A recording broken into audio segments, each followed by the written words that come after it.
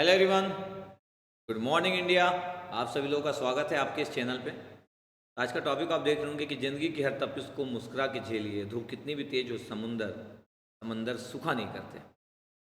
तो ये बड़ा मोटिवेटिंग लाइन है। अ, कि बहुत सारी चैलेंजेस हमारी डेली लाइफ में आते जाता है। ऐसा नहीं कि सिर्फ हम एक एस्पिरेंट है तो हमसे एग्ज़ाम का ना निकल पाना या अच्छी रैंक का ना आ पाना यही प्रॉब्लम है। हमारी पर्सनल लाइफ में भी बहुत प्रॉब्लम्स है, हमारे अराउंड में बहुत प्रॉब्लम्स है। हम जो रूटीन लाइफ में जो ज़िंदगी जी रहे हैं उसमें भी बहुत प्रॉब्लम्स है। कई बार हम सोचते हैं कि क्योंकि हमको बाकी के प्रॉब्लम से क्या करना। हमारे माइंड में जो भी दिखता है, जो हम अपनी ज़िंदगी से कंपेयर करते हैं, उसमें तो जो प्रॉब्लम है वही हमारी ज़िंदगी का बिग प्रॉब्लम। अगर हमसे एग्जाम नहीं निकल रहा तो हमारी ज़िंदगी का मेन प्रॉब्लम वही है, बाकी कुछ तो प्रॉब्लम है ही नहीं। तो हमको कई बार बिल्कुल भी पता नहीं होता है कि ज़िंदगी में कई लोगों की प्रॉब्लम हजार गुना हमसे बड़ी हो सकती है, लेकिन ठीक है। लेकिन मेरे को लगता है कि ज़िंदगी में जितने भी बड़े चैलेंजेस आ रहे हैं उसको कितने अच्छे तरीके से आप हैंडल कर रही है, ज़िंदगी जीने का तरीका है। अब ये मत सोचिए कि ज़िंदगी जीने का तरीका एक एग्ज़ाम को निकालना होता है। ज़िंदगी जीने का तरीका एग्ज़ाम निकालना नहीं होता। ज़िंदगी जीने का तरीका एग्ज़ाम को हैंडल करना होता है। ज़िंदगी जीने का तरीका होता है टफ सिचुएशन में डिसीजन लेना। ज़िंदगी जीने का तरीका होता है जब आप बहुत प्रॉब्लमेटिक सिचुएशन में हो तो उस समय आप अपने आप को कैसे कूल रख रहे हो, अपने डिसीजन से आगे का जो आने वाला टाइम है उसको बेटर कैसे बना रहे हो। क्योंकि हर एक व्यक्ति, आपको क्या लगता है कि इतने सारे लोग एग्जाम देते हैं कॉम्पिटिटिव एग्जाम में, 2-4% लोग जो होते हैं वो सक्सेसफुल होते हैं। आईआईटी जेई का एग्जाम देते हैं लोग और वो सक्सेसफुल होते हैं, तो क्या वो सक्सेसफुल है? नहीं है। लेकिन जो आईआईटी जेई में जिस साल जो फेल होता है, जिसको लगता है कि मैं फेल हो गया, उसको लगता है मेरी ज़िंदगी में कुछ नहीं बचा। जिन लोग सक्सेसफुल हो जाते हैं उनको लगता है कि वो बन गए। हम तो आईआईटी जेई का एग्जाम तक नहीं दिए थे, हमको तो पता ही नहीं था ऐसा कोई एग्जाम होता है। तो क्या हम फेलियर थे? नहीं, आज हम जिस जगह पे आईआईटी जेई मेरे ज़माने में जो लोग निकाले होंगे उनसे भी आगे होंगे। और मैं अपनी बात नहीं कर रहा हूँ, बहुत सारे प्राइवेट कॉलेज से निकलने वाले लोग आईआईटी जेई निकालने वाले लोगों से आगे है। तो ज़िंदगी की जो रफ्तार है, जो दौड़ है, उसमें बहुत सारी चीज़ें ना अनकही है। और अंडरस्टैंडिंग वाली जो चीज़ें हैं ना, वो आपको देखना होगा कि आप ज़िंदगी जीने के तरीके को क्या सोचते हैं। जो हो सकता है, जो आपके सोचने का तरीका हो कि ये फेलियर है, हो सकता है वो फेलियर ना हो। तो मेरे को लगता है कि जितने भी प्रॉब्लम्स हैं उन सबको हैंडल करना सीखिए। आसान नहीं, इसमें तो लिखा हुआ है कि मुस्कुराते सबको झेलिए, लेकिन आसान नहीं है कि हमेशा स्माइल करते रहें। ये टफ है। लेकिन फिर भी मेरे को लगता है कि आपको आपको अपने आप को चेंज करना चाहिए। बहुत सारे लोग स्ट्रगल करते हैं किन चीज़ों से? मोमेंटम होते हैं। जब दुख होता तो एकदम से दुखी हो जाते, सुख होता तो एकदम से हैप्पी हो जाते।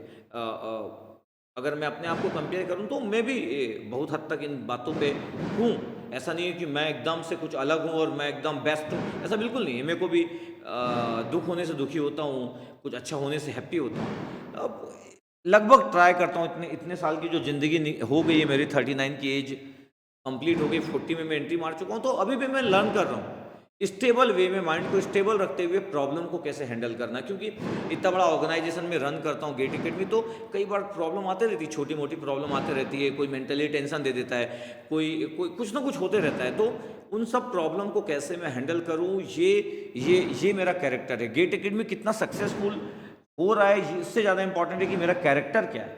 मैं प्रॉब्लम को सॉल्व करने पे कैसे कैसे कैसे लेता हूँ, प्रॉब्लम को अच्छे से सॉल्व कर पाता हूँ। नहीं तो एक एस्पिरेंट का जो एटीट्यूड होता है प्रॉब्लम को सॉल्व करने का, क्वेश्चन नहीं, प्रॉब्लम जो भी आपके पास है उसको सॉल्व करने का जो आपका तरीका होता है वो बहुत इंपॉर्टेंट रोल प्ले करता है। ठीक है। अभी हर जगह दिवाली है तो हर जगह माहौल एकदम, हर जगह फटाके वगैरह फूट रहे हैं। पर ठीक है, फिर भी मेरे को लगा कि आप लोगों से इस टॉपिक पे बात करना चाहिए। क्योंकि हमारी ज़िंदगी बहुत बड़ी है। अगर मैं इस बात पे अगर बात रखूं कि ज़िंदगी हमारी बहुत बड़ी है, और लास्ट लाइन बहुत अच्छा था कि धूप कितनी भी तेज हो समंदर सूखा नहीं करता। इसका मतलब है कि आप अगर अपनी लाइफ से रिलेट कर रहे हो तो पॉजिटिव एटीट्यूड वाले जो लोग होते हैं ना, कितना भी प्रॉब्लम आए, कितनी भी सिचुएशन टफ हो जाए, एक्सीडेंटली कुछ चीज़ें हो जाए, कितना भी उसके अराउंड में पूरी प्रॉब्लम से वो घिरा हो, अगर वो पॉजिटिव एटीट्यूड का पर्सन है, बॉयज गर्ल्स कोई भी या प्रोफेशनल जो भी, तो वो पार कर लेगा उस सिचुएशन। लेकिन अगर वो हड़बड़ाएगा तो वो क्रॉस नहीं कर पाएगा, क्योंकि प्रॉब्लम्स के अराउंड में ही मैक्सिमम लोग घूमते रहते हैं। और प्रॉब्लम्स को हैंडल करना इतना आसान नहीं है। जो लोग हैंडल कर लेते हैं वही लोग की तो स्टोरी की बात हम करते हैं। इसका कोई मंत्र नहीं है, इसका कोई फॉर्मूला नहीं है, इसका कोई मेडिसिन नहीं है। कि हम कैसे हैंडल कर लेंगे, कैसे देख लेंगे। इसका कोई फॉर्मूला और मेडिसिन नहीं होती। अगर होती तो सबको दे देते यार, अब ऐसा है नहीं। तो मैं बोल रहा हूँ कि अपने इंटरनल में ना पॉजिटिविटी लाइए। और पॉजिटिविटी सच में आना एक बहुत बड़ी बात है। आपका देखने का नजरिया चेंज हो जाएगा जब पॉजिटिविटी आपके इनसाइड में होगी। आप फेलियर को फेलियर की तरह नहीं लेंगे, लर्निंग मोड पे लेंगे। कोई जानबूझ के फेलियर नहीं होता है। अगर आप अपनी जिंदगी का बेस्ट दिए, उसके बाद आप उतना रैंक ना ला पाए, आप बहुत जिंदगी में बेस्ट दिए, आपको लगा कि यार मैं टॉप ना 100 में आऊंगा, और आपका आ गया 3000 रैंक, तो फेलियर नहीं बोलते, पता आपको? तो फेलियर नहीं बोलते। इसको बोलते हैं आपकी जो प्रिपरेशन थी उसमें कुछ कमियां थी, स्टाइल में कुछ कमी थी। क्या आपसे बेस्ट लोग थे लगभग 3000 लोग, तो एक्सेप्टेंस इज इंपॉर्टेंट। इसका मतलब क्या आप जिंदगी में फेलियर हो गए? नहीं यार, इसको फेलियर नहीं बोलते। इसको बोलते हैं कि अपना एक मस्त वाला अटेम्प्ट आप दिए, जहाँ तक आप रीच किए इट्स ओके, सकता अगला अटेम्प्ट आप और देने वाले हो। तो आप अपने आप को पॉजिटिव रखिए, अपना बेस्ट एफर्ट डालते रहिए, हमेशा बेस्ट देते रहिए। जिस दिन जिंदगी आपके साइड मुड़ेगी ना, तब आपको लगते रहेगा कि I am the lucky person, लेकिन आप किसी को बता नहीं पाओगे उसके पहले का स्ट्रगल। जब तक आपकी बारी नहीं आती तब तक आप बेस्ट इनपुट दो, बिना ये सोचे कि यार रिजल्ट क्या होगा। हाँ, इंप्रूवमेंट की नीड हमेशा होती है। आप जो इनपुट दे रहे हो उसमें प्रॉब्लम कहाँ पे, आपकी स्टाइल में प्रॉब्लम है, आपकी प्रिपरेशन में प्रॉब्लम है, उन पैरामीटर्स को जरूर काउंट करें। और इंटरनल पॉजिटिविटी आपकी कितनी स्ट्रांग है उस बात पे भी बिलीव करें। और अगर इसके साथ साथ अगर आप गुड ह्यूमन बीइंग है, तब तो क्या बात है, सोने पे सुहागा। बहुत ही कम लोग होते हैं जो जो सक्सेसफुल, रिच और गुड ह्यूमन बीइंग होते हैं। एक्चुअली टफ है, ऐसा बोलना आसान है लेकिन एक्चुअली टफ है, क्योंकि आपके अराउंड में इतने सारे फेलियर लोग रहते हैं, तो आपके अंदर ना एक ईगो, प्राउड ये वाला बात आना चालू हो जाता है। फिर आपको लगता है यस आई एम समथिंग। तो ऐसा नहीं कि वो इंसान खराब है, लेकिन वो आ जाता है। और जो जो लोग इसको भी कंट्रोल कर लेते, बड़ी बात है, सच में बड़ी बात है। जब मैं यंग एज में था तो मैं भी फील करता था, है मतलब भिलाई सिटी के अंदर, मतलब तो इसलिए मैं ज़िंदगी जीने का तरीका ऐसा चेंज किया। लेकिन मैं पढ़ाने में कभी वो चीज़ नहीं लाता था, लेकिन वो फील तो था। धीरे धीरे स्टेबल होते गया मेरा माइंड, और अब फर्क नहीं पड़ता है। अब मैं बड़ा आराम से कुछ सू नहीं करता, आई एम समथिंग, नीड नहीं। तो मैं पहले ब्रेसलेट वगैरह पहना रहता था, हमेशा मेरे हाथ में एक ब्रेसलेट होता था गोल्ड का या फिर प्लेटिनम का, हमेशा रिंग होती थी, डायमंड की रिंग होती थी। तो मेरे को याद नहीं कि पिछले 6-8 साल से कभी मैं अपने हैंड में किसी मैरिज में भी पहना होगा, यकीन मानिए। तो धीरे धीरे हम लर्न करते जाते हैं कि ज़िंदगी में क्या ज़रूरी है।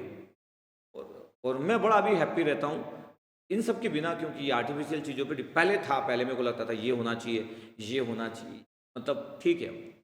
तो आप भी धीरे धीरे लर्न करोगे तो ज़िंदगी जैसे जैसे आगे बढ़ते जाएगी, आपका लर्निंग वाला पार्ट इम्प्रूव होते रहना चाहिए। अगर आप ना सोच लिए ना कि अरे भैया हम तो कुछ है, रैंक ला लियो, और आप सोचिए कि बाकी लोग पीछे, याद रखिएगा 10 साल बाद बहुत सारे लोग आपको क्रॉस करते हुए निकलेंगे, चाहे आपका रैंक कितना भी हो। तो मैं लोगों को अभी हीरो नहीं बोलना चाहता हूँ कि अभी लोग कितना रैंक लाते हैं। ये 10 साल की जर्नी में आप अपना एटीट्यूड क्रिएट कर पाते हो कि नहीं, इंपॉर्टेंट है। क्योंकि ना जब आप बूढ़े भी होते जाओगे, 40-45 साल के होंगे, 50 साल के होंगे, 55 साल के होंगे, यकीन मानिए ये जो पॉजिटिव पैरामीटर्स है ना, ये लाइफ को ना, लाइफ की डेफिनेशन को चेंज कर देगा। तो आपको क्या लगता है, क्या हमेशा व्यक्ति दौड़ सकता है, हमेशा व्यक्ति क्रिकेट खेल सकता है, हमेशा उसको लगते रहेगा कि आई एम द हीरो? ये कब तक होगा, कब तक होगा? सब लोग सलमान खान, शाहरुख खान और अमिताभ बच्चन सर तो नहीं है। एज जैसे जैसे 40-45 को क्रॉस होगी तो आप में बुढ़ापा आना चालू होगा यार। तो आप एक्टर नहीं हो कि हमेशा आप मेकअप के थ्रू अपने आप को चेंज करोगे। आप कॉमन लोग हो। फिर क्या होगा बताओ, 45-50 में आते तक क्या होगा?